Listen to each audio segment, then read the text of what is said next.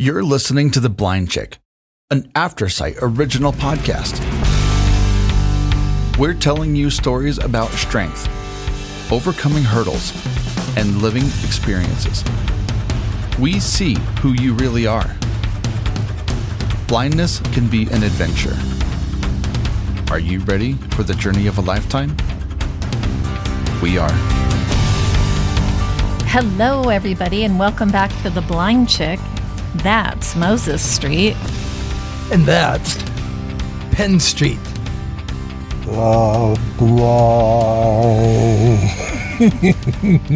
Jack. Oh, my goodness. He's holding his coffee cup up to his mouth. Which, when I told Moses a little bit earlier today, we need to get on and record our episode, he was just like, oh. Yeah. He's still not awake, so I'm convinced just making excuses at a time. I am convinced I have mono. Oh. Either that or a bad robot feeling. I think you can only have mono when you're a teenager. Oh, yeah? I don't think you get mono when you're an adult. I'm an adult child. Well, maybe that for you maybe might count. Maybe I can still get mono. No, it's got to be mono. If it's not mono, I've got no excuse for being tired. But you have been pretty wiped out since Austin. Since you were in Austin, so it's hanging out with party animals and. I know that Krista Webb, Orly, Gene. I think you did him in. Yeah. But yeah, I actually have. And then we'll get moving here. But it's cool because I got text message from the ladies from Austin. I don't know if that's what they've named themselves, but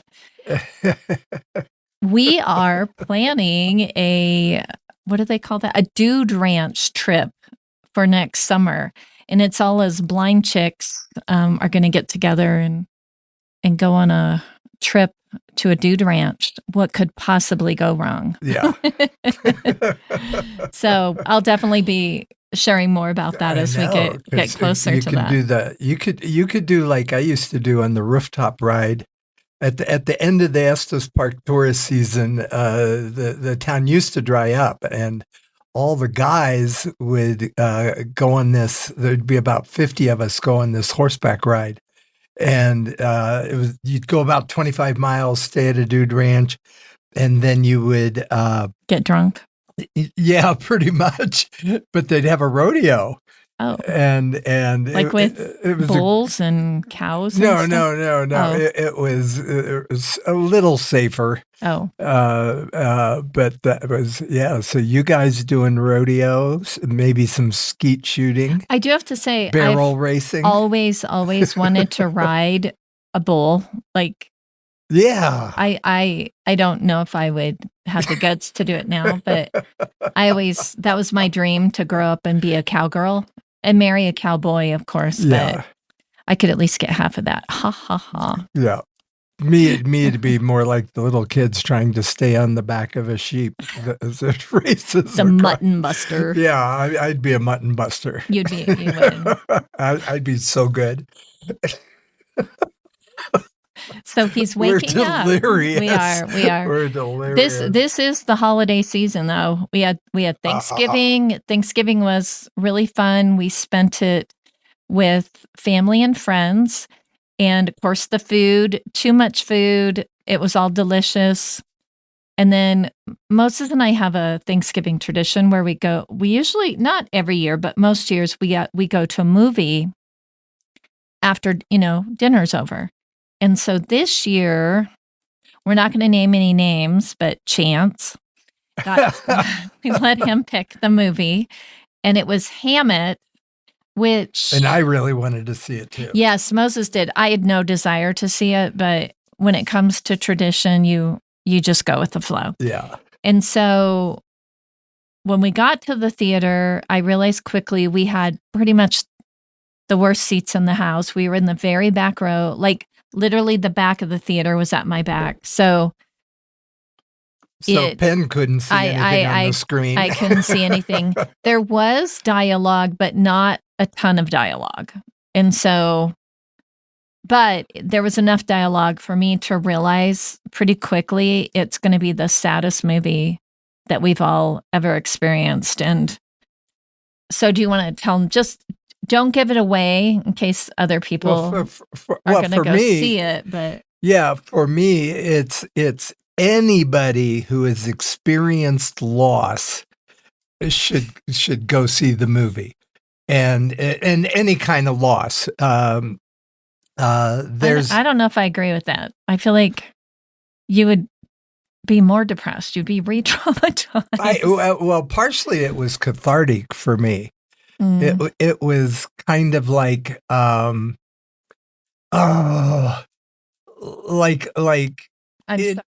for anybody that's been through a divorce, and there's children, you lose the right to raise your kids full time. And even though with us, the two daughters, it was very evenly split, that kind of thing. But it's not the same. And so that film, how would you put it?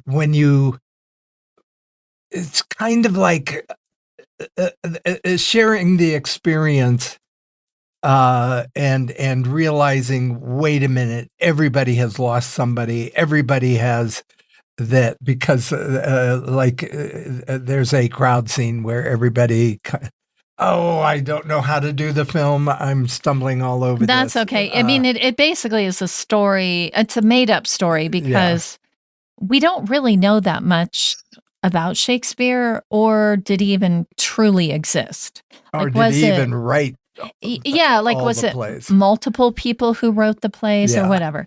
So it's sort of a fantasized story about him in kind of his early to mid career, I would say. Yeah, it was the early Hamlet put him on the map. Yes, and that's the other thing. Was the play called Hamnet or Hamlet? And they're used interchangeably, I guess. Right.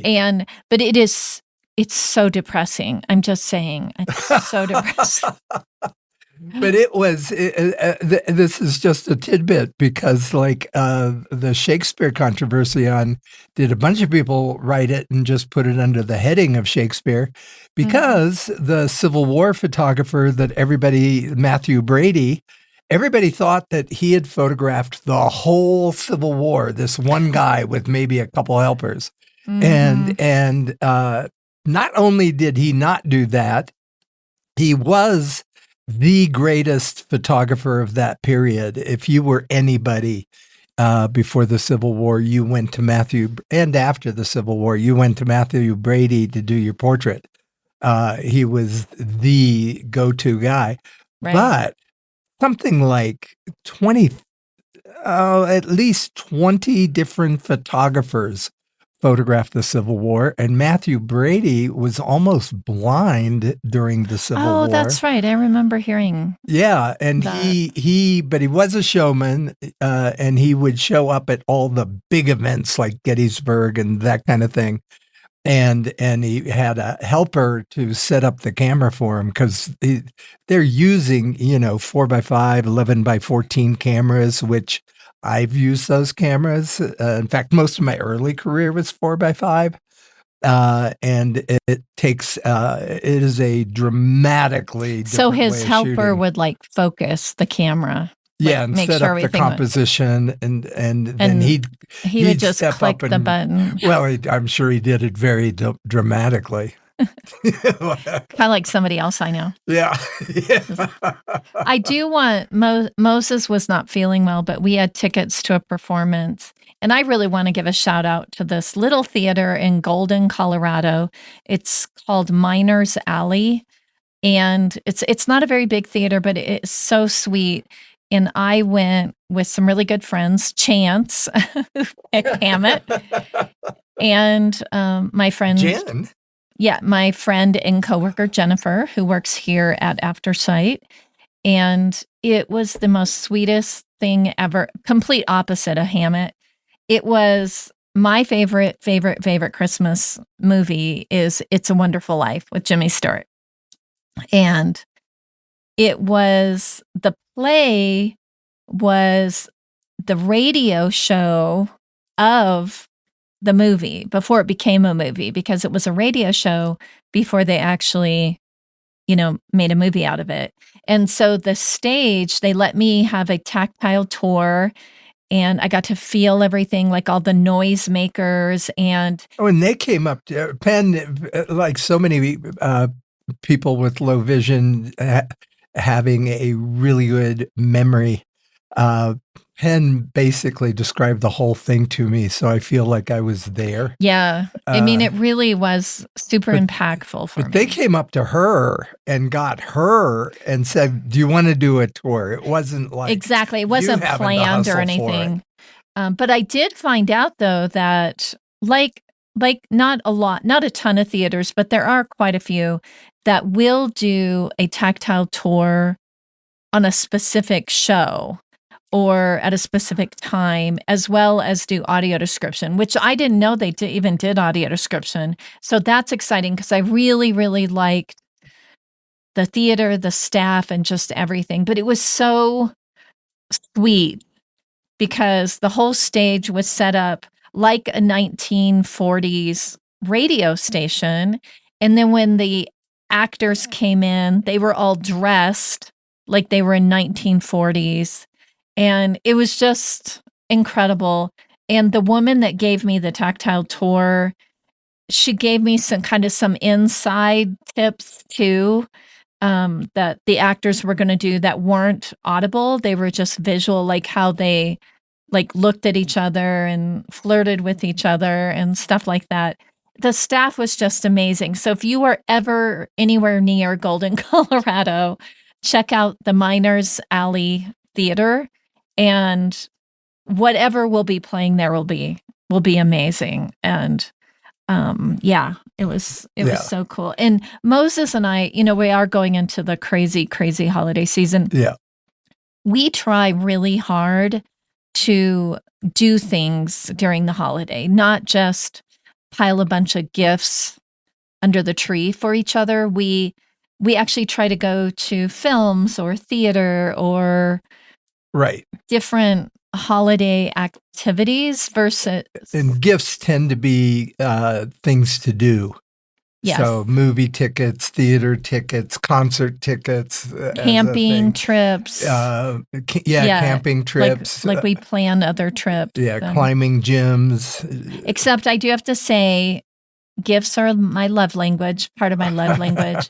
I love giving gifts. I love people opening gifts. I love receiving gifts. And I'm the reverse. He nothing. There have been a lot of empty stockings in my past. I want to point that out again and again. And that might even be on Moses's tombstone. How many empty stockings that I have. And she's not exaggerating. I am horrible. I get literally physically ill Christmas shopping. Any shopping. Any shopping. I'm sorry. I'll point out this birthday last year. So many of you out there sent me birthday cards. Like it was amazing. Like we requested it and you guys came through. It was really super emotional for me that I got so many birthday cards in the mail. It was missing one, just one. A card would have been good from my husband sitting. No card, nothing, not even an ugly sweater or nothing. Like there was just nothing. So the the moral is that blindness for Penn is so minor that her actual burden to bear is me. Yes, it actually is. It is. I do want to say I got a beautiful voice message from Moscow, Russia, on Thanksgiving. And this just shows you, like, it doesn't have to be a physical thing. It just needs to be something. All you men out there, just try. I don't care if it's painful. I don't care. All you have to do is go into the freaking mall, walk up to the nearest salesperson and say, I need a gift for my wife or my girlfriend. That's all you have to do. They will help you. That's what they're there for. You can even say, I have $5 to spend. I have $50 to spend. I have 500, whatever it is. They will help you. You don't even have to do it. So it's the trying. That's important. So we're not going to talk about that anymore because I'm getting a little irky here. Yeah. So, and but my ankles have been kicked 6 times just during that monologue. under the desk. So Oksana in Russia, she called me on Thanksgiving morning just to wish me happy Thanksgiving, and that meant the world to me. Like, absolutely meant the world to me. She is such a sweetheart. She's such a sweetie, and they don't even celebrate Thanksgiving, obviously, in Russia, but it was just so sweet hearing her lovely voice. And so thank you, Oksana. I know you are, you were obviously a guest, which we're going to have you back on. You are, a true follower of the podcast. So thank you for that. And it's why we want to hear from everybody. Absolutely. We love getting your voicemails. We love emails. Text. Everything. I'm text. Everything's he is text. He's a text kind of guy.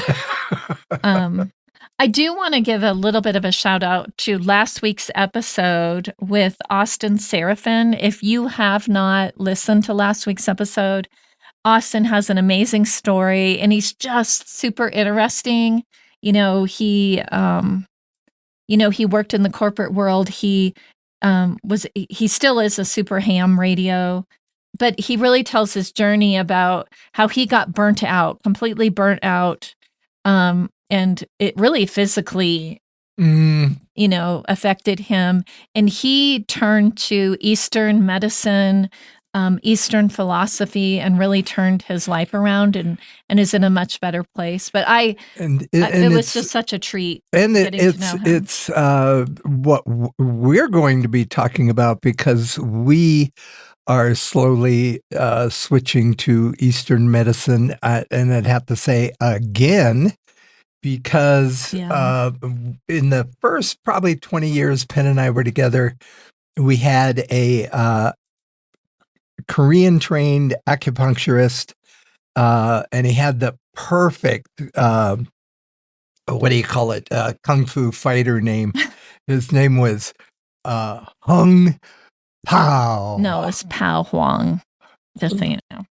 I've always called him Pao. Oh, okay. But it's still a good. It is a good kung fu name. This guy could cure anything. And if he couldn't cure it, he was honest about it.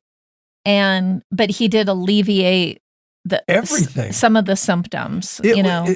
Everybody knows there is no cure for the common cold. Wrong. Yeah. Is being in a tourist town in a summer season, I could not get sick during the summer, but I would get a summer cold because I was working 100-hour weeks, and it would always just be a killer cold, and I'd wait till about the second or third day to be sure that it was really a cold and not just some crazy thing. Then I'd run down to POW. And I would walk out an hour later, absolutely no cold, did not recur. Yeah. And it was just over. Yeah. And he helped our daughter dramatically with scoliosis. Yeah, he really was. Helped our son-in-law with, I can never remember. Ulcerative colitis, I think it's what's called. Yeah, alleviated it tremendously, and he still uses the stuff. And sadly for us and everybody and his family in particular, Pao did pass away. Yeah, but it was awesome. Are looking for another Pao. Yeah, and I found somebody I really, really like her, but it's not that instant like instant, like you walk out feeling healed. Oh, kind of Penn effect. had been in a hit and run. This is another one, and it's promoting the Eastern medicine. Penn had been in a hit and run, and I literally had to almost carry her into I was the hit one. I wasn't the run one. Yeah. And she was not driving. She was riding a bicycle, actually. Yeah. And the guy came out of nowhere and took off. Splat. But she was like this crippled up little old lady when we walked in, and that was about 2 hours. But when we walked out 2 hours later, it was if nothing had happened to her. Nothing was wrong. And yes, she had a couple, little things that still. Well, and half of my face was a bruise. That kind of gave it away. But. Yeah, but yeah, it was incredible. And we could spend all day talking about how amazing he was. So that was really cool with Austin to get to talk about that. And even Orly a couple of weeks ago on the episode, the live episode from Austin, talked about how she uses travel for healing, and we're going to have her on for a full episode in 2026. God, that sounds. I'd rather have her for an episode. Ben never makes mistakes, so I always point him out. Yes, if and when. I constantly make one. And then next week we have he's a gamer, a blind gamer, Gable Mead. He does other things too, but it's I'm not a big gamer. I didn't really grow up gaming because I couldn't see. But that has not stopped a lot of blind gamers. And we've had a couple other blind gamers on, and it's really fascinating. And Gable was just really, he's super sharp. He's young. I can't wait to hear more from him in a few years once his career really gets going. And that's going along with that. In fact, we should interview him about your old friend, that if you love to gamble at casinos and stuff, if Ron. a blind guy, especially if that blind guy is smart enough that it could be a blind gal. It could be a blind woman. And especially, though, if they have a friend with them, make sure the casino is not cheating them. You want to get off that table, especially if it's a blackjack table. You want to get off that table the minute they sit down, because they're going to clean the house. And Ron, I don't know, Ron, hopefully you listen to the podcast, you better be, because you're one of my friends. We will not say his last name just in case, but Ron has actually been kicked out of some of the casinos in Las Vegas because they can't beat him. They can't beat him, and it's not that he counts cards; it's just he has a really good memory, and he also knows math. He knows percentages, and he spent a lot of time trying to teach me. And when I was working with him, I did become a really decent blackjack player, but you really it's like anything, if you don't do it all the time, you kind of forget. But he knew all the percentages, like how many, I don't know, cards have been played, how many are still in the deck, what cards have been played, what cards are still, like, he was just really amazing. Yeah, we played penny 5-card poker penny poker with him.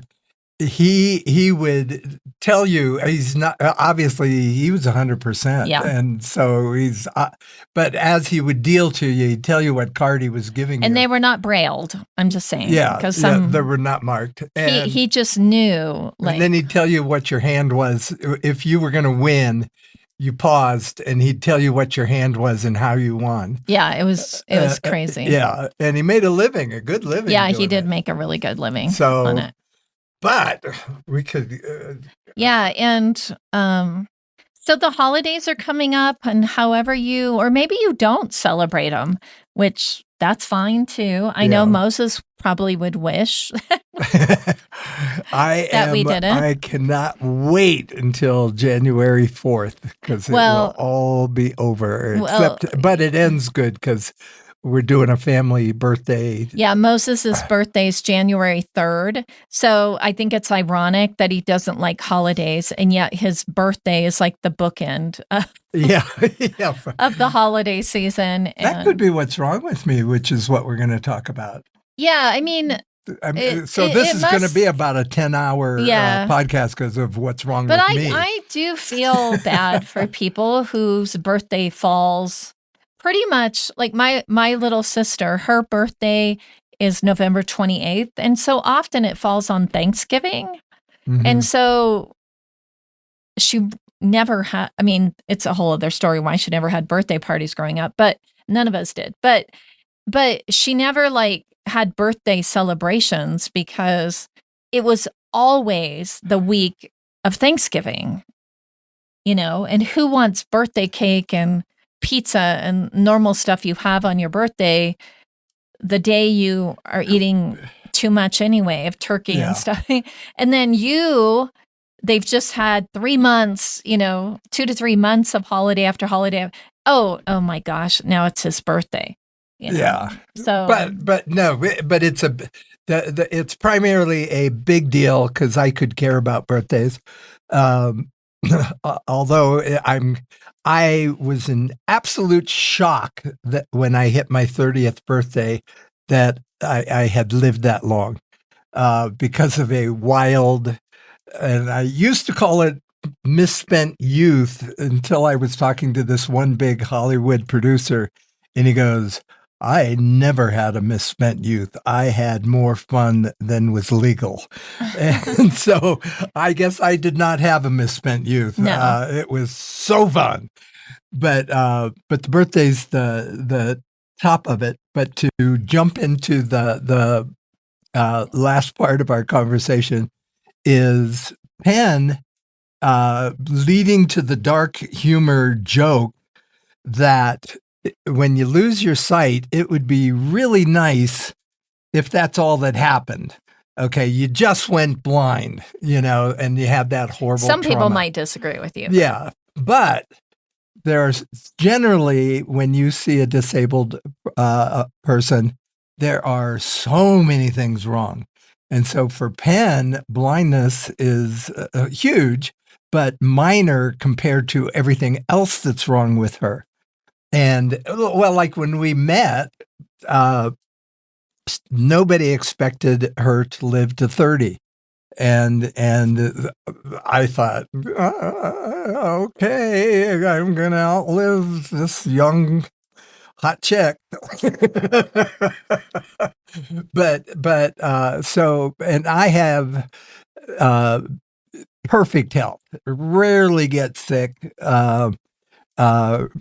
Never, even though I've been in every kind of sports accident you can imagine, I've never been hurt, never broke anything, never got, I just don't get sick. I know, that's perfect so weird health. To me that you've never broken a bone. I know. That's so weird. Because I've taken some didn't you break your nose once? I'm just saying. Yeah, well, it's the only thing that's out there to get broken. Yeah. But yeah, I got a large nose. Yeah. Jimmy Durante was my hero. Oh. That ain't no banana. But yes, I am very familiar with the medical world, unfortunately. But currently, so this birthday, I'm going to be 78.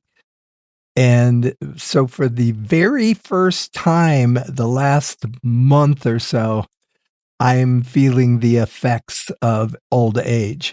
And literally, it's bragging. But up to now, there's no sport that I ever did in my life that I can't still do. I'm in real good physical shape. I can still hike 14ers, climb 14ers, still hike, still bike ride, still surf, still anything backcountry really ski. You want. anything I wanted to do. And so all Which of a most sudden, people can't say that even in their 40s. yeah. Yeah. And I even, if anybody wants to go and scroll, I even did the ultimate brag of when somebody looks really muscular in a photo, it's lighting. Yeah, because you can be in really good shape and somebody will take a picture of you and it shows nothing. But if you light it right, you're ripped. So about a year ago, I posted me, and it looks like a really old Bruce Lee, totally ripped. But in this last month, I'm starting to feel Well, the effects. My eyesight's getting worse, which but I think never it's been an issue. but I think it's been more than a month, but I know that it has hit you Yeah. this last month. Like I've been noticing even the last few years, like Moses never stumbled ever. He never slipped. He never fell. Yeah. He's just super graceful, light on his feet. If And I was like in a bike accident, I'd roll right out of it. He would. Back on my feet. Yeah, the other person that was involved was in the emergency room, right? But Moses, he bounced, he rolled. Yeah. In the last couple of years, it's been weird watching you like stumble, like when you like for hiking, like you would stumble on a tree branch, and I'd be like, "What?" Like even our daughters were like, "Oh my gosh," because you just never like or slip on ice. Rock hopping across rivers was just exactly. Never went into a river rock hopping. So, but the last few years, we've noticed you've stumbled and stuff, but. Well, I joke that my garden is my summer gym. Yeah. Because it's a large fruit garden and takes a ton of work. But I don't know what's worse. I'll even trip and catch myself on that. on the raspberry bush. Yeah. But I don't know what's worse, like have 70 plus years. Oh, I'm not complaining about that. Of nothing, and then all of a sudden, like everything's falling apart. Or, yeah, I guess I would rather have that too, because I've been falling apart since I was 9 years old, but with me, it's just normal. If I go in and they're like, "Oh my gosh, you're gonna have to go in for an MRI because this doesn't look normal," I'm just like, okay. Yeah. Where with Moses recently, they said, "Well, you need to go in and get an MRI because this doesn't look normal." He's like, "What? What is that?" Yeah, like it's, or like it drives you nuts. Like he's had like I've heard this a couple times recently. Like you're getting old when you have more doctors than you have friends, and Moses definitely is at that point. And luckily, they have to turn into a friend, or we find another doctor. Do they know that? Yeah, yeah. But like even the simple thing, like I know if I have an appointment coming up, it doesn't matter what it is. If it's the dentist, therapy, gastroenterologist, it doesn't matter who it is. You're going to fill out paperwork, and they send it to you ahead of time. And you fill it out on a portal, or they send it ahead of time and you have to print it out and fill it out. Or they, the old fashioned doctors, you got to wait till you get there and they hand it to you and you got to sit there and fill out, a dozen pages. You do that every single time. Right. Well, Moses, he gets so frustrated because he's like, I just filled out these papers. And they're like, this is the first time we've seen you. So no, you haven't. And it's like, I guess it's even Facebook and Instagram knows everything physically wrong with you. That's true. But the friggin' doctors don't. I know. But and even in my brain, I knew it was coming. And so I kind of just thought, okay, November we'll start on everything. And so for a lot of people, you're going to go, oh, poor baby, because it's, to me, that what I'm currently dealing with is just standard old age stuff. So the night blindness, the headlights are getting hard to drive with, and the hearing is going. Cancer. Yeah, it's prostate, and so far nobody has to send in any sympathy cards because What did your doctor say with the? Which I can't believe your doctor said this. Oh, I love dark humor, so I love my prostate doctor. He's called an oncologist. He's not your prostate doctor. Oh, is he goes, now we're going to work with this. He goes, but he says, something, he says, where you're at right now, he says, you've easily got to 85, 86 without doing anything, at least at this moment. And he goes, he says something else is going to kill you by the time you hit 85. And he goes, you don't want to live past 85 anyway, because I get all these men and women in here with cancer and believe me, you do not want to live past 85. And I disagree with that because I know lots of people in their 90s and even past 100 that are loving life and are healthy and vibrant. But they do tend to be women.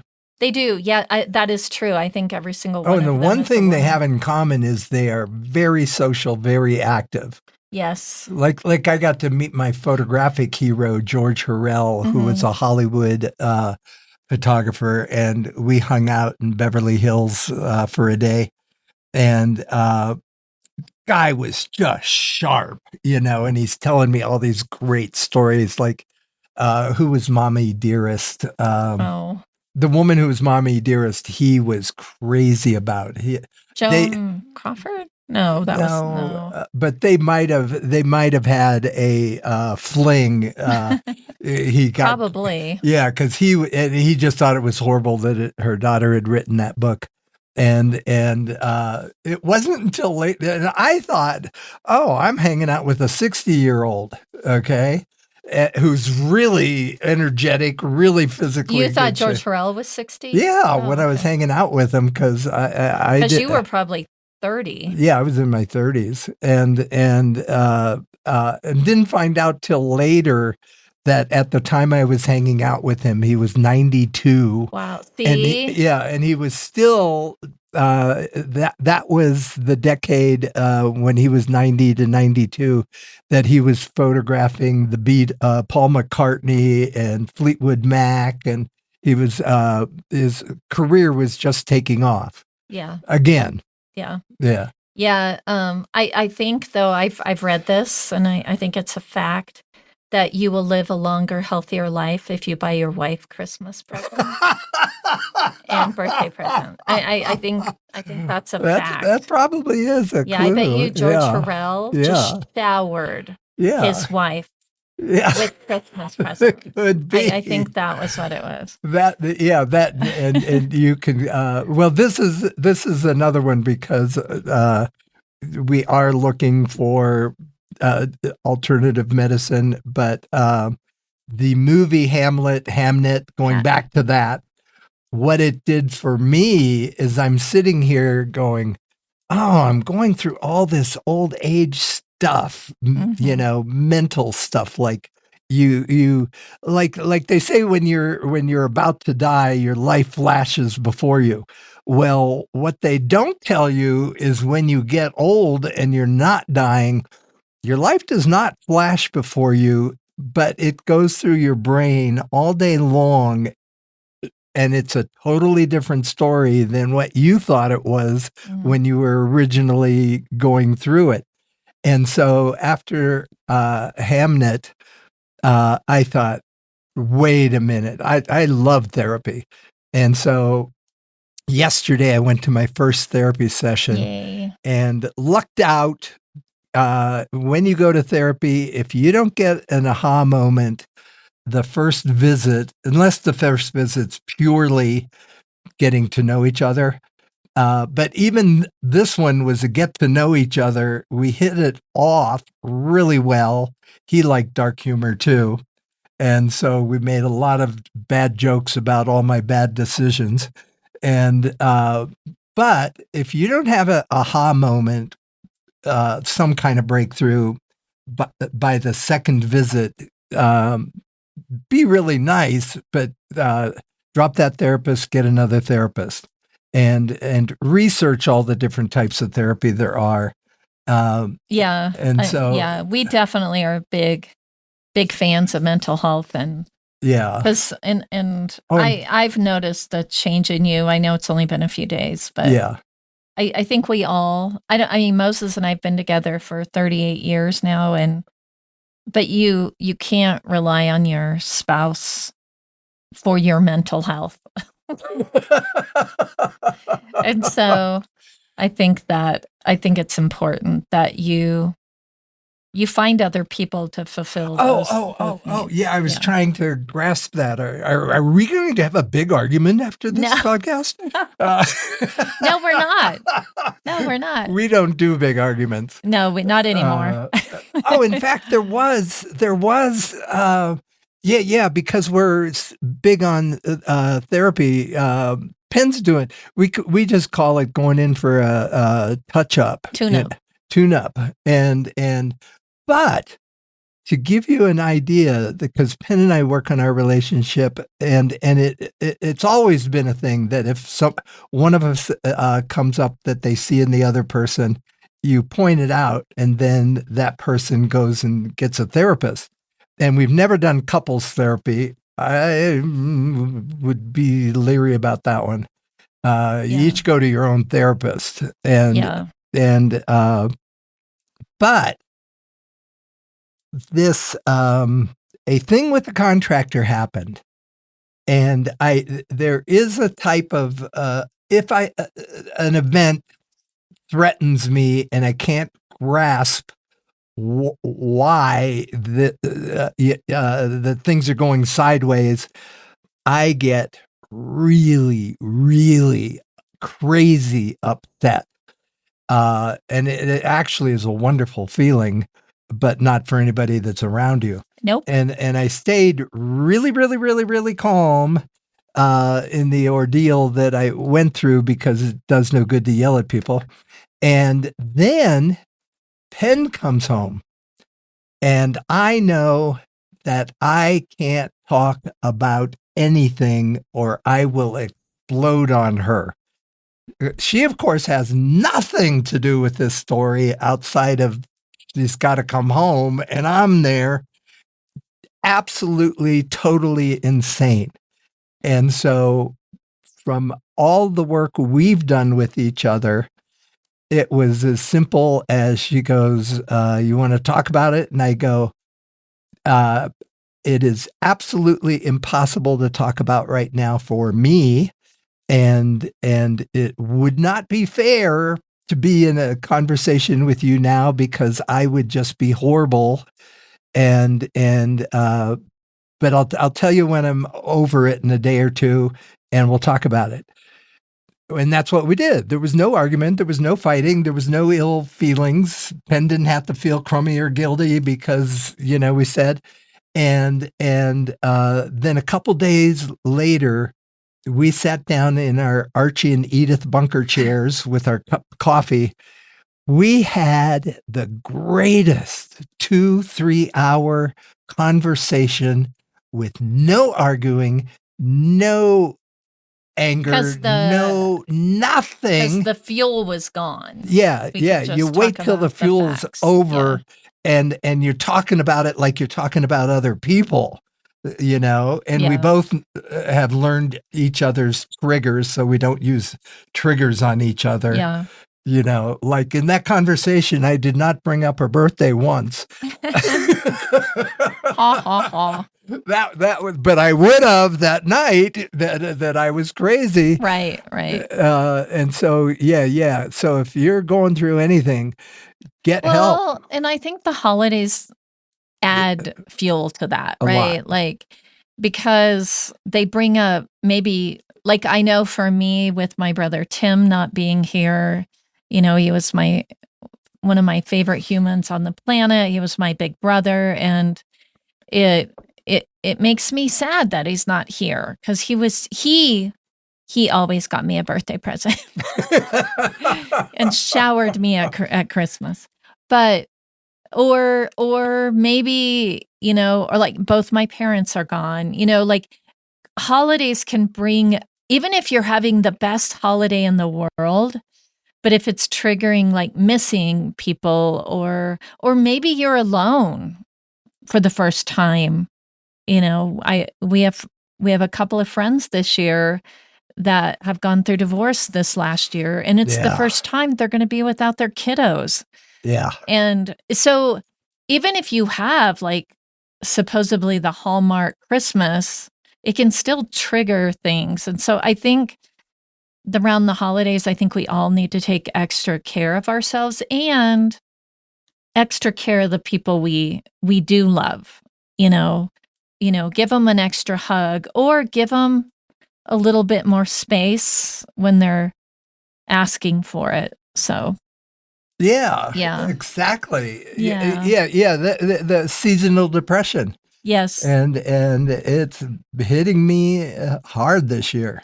And it's hard to watch your loved one going through that, but you need to, or I feel I do. I try to respect that. And Moses does that too. He knows that it's a sad time for me because my brother's not here. And, so we, give each other space and be there when they need you, but it's okay to give them space when they don't. And it's also okay to say, have you considered, talking to your therapist about this? Because we definitely do that. Yeah. So. And how would you put it? It's not a stigma. If you, I'll quit on this one, but it hit me. Well, if it wasn't for Penn and I doing, when we first got together, every kind of therapy you could possibly imagine. Some of it was even a little out there, I have to say. Yeah, but anything like getting into a sport that you wouldn't normally get into is therapy. Art therapy. Yeah, art. Like, all the different things, but think about it. If you're physically ill, nobody's got any problem. Get to a doctor, right? But mentally ill, it's the same friggin' thing. Yeah. You just have a head cold. Okay. And you can go to a doctor, and oftentimes, like the last time I went, I don't even remember what was bothering me. But I went like 4 times, and it was like, cured. And whatever I was there for has not bothered me a minute since. Yeah.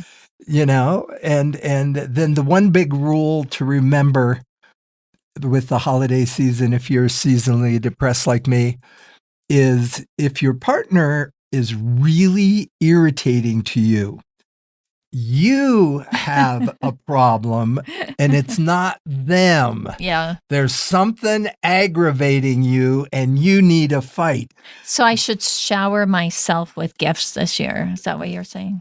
Yeah. Just pack that tree. We'll put the tree up on a pedestal so you can get more stuff under it. Just kidding. But we both, Moses and I, we want to thank everybody, regardless of what you're doing this year. We for the holidays, we really do appreciate all of you tuning in week after week and sharing the podcast with your friends and family and reaching out to us. We really, that to me is a gift. It's the best holiday gift ever. So, yeah.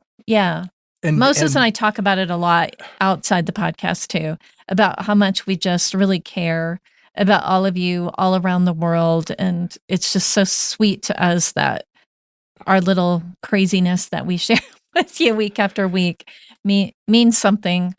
Yeah. Because you guys mean a lot to us. So So we do wish you all a holiday filled with love and joy, and do whatever you need to take care of yourself. I did eggnog, and you spike it however you want. Yeah. Yeah. But yeah, reach out to us at contact@aftersight.org. If we're doing something that annoys you, go ahead and share it. We like those too. If we're doing something that you enjoy, share that. Again, it's contact@aftersight.org. I want to give a huge shout out to everybody at Aftersight who makes this podcast possible, because Moses and I absolutely could not do this without them. They do all the heavy lifting. They do the work. Turn my computer on for me. Exactly. I'm still working on that one. Yeah. Evan, thank you so much for making our mics work this morning. Yeah. Jonathan, thank you for editing out all of our I almost said hoo-haws. Foo-paws. Maybe you do edit out the hoo-haws too. But Arkansas came out. Exactly.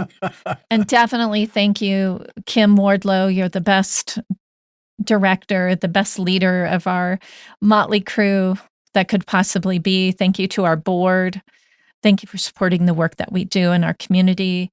And I do want to thanks to the whole team. I'm just a entourage for the team.